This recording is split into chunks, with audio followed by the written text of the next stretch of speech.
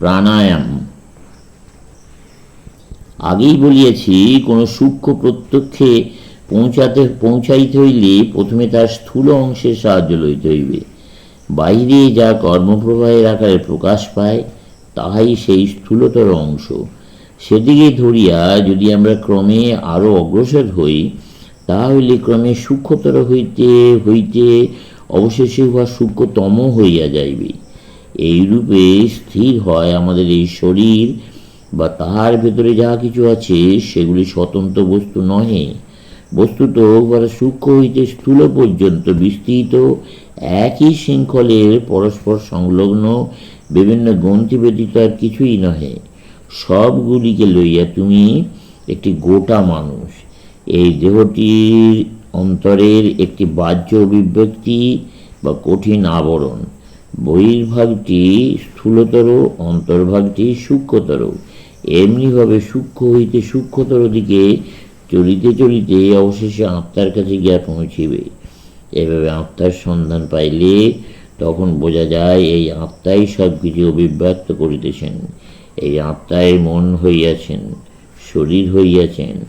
আত্মা ছাড়া অন্য কিছুর অস্তিত্বই নাই। বাকি যা কিছু দেখা যায় তা বিভিন্ন স্তরে আত্মারই ক্রমবর্ধমান স্থূলাকারে অভিব্যক্তি মাত্র। এই দৃষ্টান্তের অনুসরণ করিলে বুঝিতে পারা যায়, এই বিশ্বজুড়িয়া একটি স্থূল অভিব্যক্তি রইয়াছে, আর তাহার পেছনে রইয়াছে সূক্ষ্ম স্পন্দন, যাহাকে ঈশ্বর ইচ্ছা বলা যায়। তাহারও পশ্চাতে আমরা এক অখণ্ড পরমাত্মার সন্ধান পাই, এবং তখনই বুঝতে পারি সেই পরমাত্মাই ঈশ্বর ও জগৎরূপে প্রকাশিত হইয়াছেন। এবং ইহাও অনুভূত হয় যে জগৎ ঈশ্বর এবং পরমাত্মা পরস্পর অত্যন্ত ভিন্ন নহেন, ফলত তার একটি মৌলিক সত্তারই বিভিন্ন বিভক্ত অবস্থা। প্রাণায়ামের ফলে এই সমস্ত তথ্য উদ্ঘাটিত হয়। শরীরের অভ্যন্তরে যে সূক্ষ্ম স্পন্দন চলিতেছে, তাহারা শ্বাসক্রিয়ার সহিত জড়িত। এই শ্বাসক্রিয়াকে যদি আমরা আয়ত্তে আনতে পারি এবং তাকে ইচ্ছানুরূপ পরিচালিত নিয়মিত করিতে পারি, তাহলে ধীরে ধীরে সূক্ষ্মতর গতিগুলিকেও ধরিতে পারিব, এবং এইরূপে শ্বাসক্রিয়াকে ধরিয়াই মনোরাজ্যের ভেতরে প্রবেশ করিব। পূর্বপাঠে তোমাদের যে প্রাথমিক শ্বাসক্রিয়া শিখাইয়াছিলাম, তাহা একটি সাময়িক অভ্যাস মাত্র। এই শ্বাসক্রিয়া নিয়ন্ত্রণের উপায়গুলির মধ্যে কয়েকটি আবার খুব কঠিন। আমি অবশ্য কঠিন উপায়গুলি বাদ দিয়া বলিবার চেষ্টা করিব, কারণ কঠিনতর সাধনগুলির জন্য আহার ও অন্যান্য বিষয়ে অনেকখানি সংযমের প্রয়োজন, আর তোমাদের অধিকাংশের পক্ষেই তা সম্ভব নয়। কাজেই সহজ ও মন্থরতর সাধনাগুলি সম্বন্ধেই আমরা আলোচনা করিব। এই শ্বাসক্রিয়ার 3টি অঙ্গ আছে। প্রথম অঙ্গ হইতেছে নিঃশ্বাস টানিয়া লওয়া, যার সংস্কৃত নাম পূরক বা পূর্ণকরণ। দ্বিতীয় অঙ্গের নাম কুম্ভক বা ধারণ, অর্থাৎ শ্বাসযন্ত্র বায়ুপূর্ণ করিয়া ওই বায়ু বাহির হইতে না দেওয়া। তৃতীয় অঙ্গের নাম রেচক, অর্থাৎ শ্বাস ত্যাগ।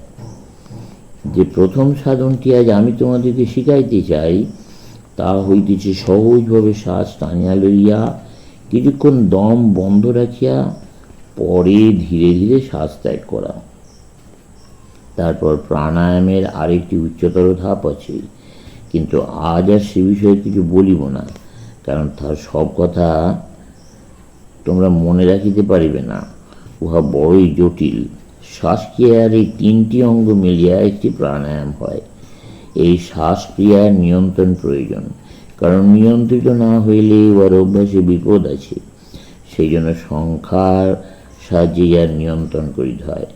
তোমাদিওকে সর্বনিম্ন সংখ্যা লইয়াই আরম্ভ করিতে বলিব।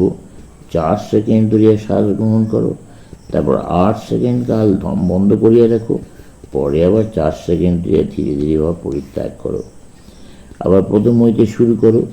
এভাবে সকালে 4 বার ও সন্ধ্যায় 4 বার করিয়া অভ্যাস করিবে।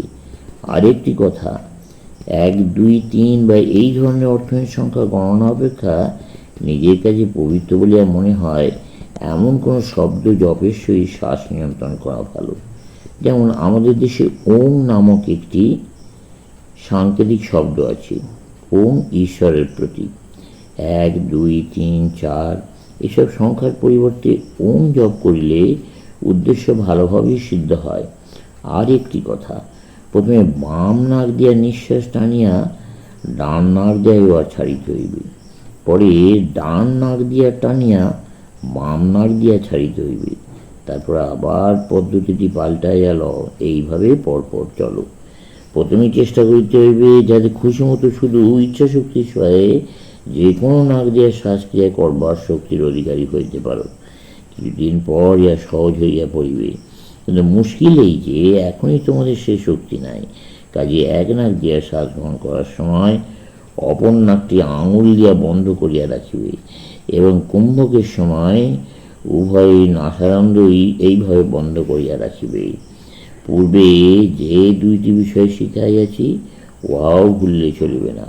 প্রথম কথা, দেহ সোজা রাখিবে। দ্বিতীয় কথা, ভাবিবে যে তোমার শরীর দৃঢ় এবং অটুট, সুস্থ ও সবল।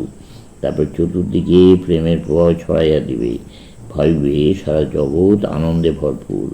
পরে যদি ঈশ্বরের বিশ্বাস থাকে তবে প্রার্থনা করিবে। তারপর প্রাণায়াম আরম্ভ করিবে। তোমাদের অনেকের মধ্যে হয়তো সর্বাঙ্গে কম্পন, অযথা ভয়জনিত স্নায়বিক অস্থিরতা প্রভৃতি শারীরিক বিকার উপস্থিত হইবে। কারো বা কান্না পাইবে, কখনো কখনো মানসিক আবেগ উচ্ছ্বাস হইবে। কিন্তু ভয় পাইও না, সাধন অবস্থায় এসব আসিয়াই থাকে। কারণ গোটা শরীরটিকে যেন নতুন করিয়া ঢালিয়া সাজাইতে হইবে। চিন্তার প্রবাহের জন্য মস্তিষ্কে নতুন নতুন প্রণালী নির্মিত হইবে। যেসব স্নায়ু সারা জীবনে কখনো কাজে লাগে নাই সেগুলিও সক্রিয় হইয়া উঠিবে এবং শরীরেও সম্পূর্ণ নতুন ধরনের বহু পরিবর্তন পরম্পরা উপস্থিত হইবে। সমাপ্ত।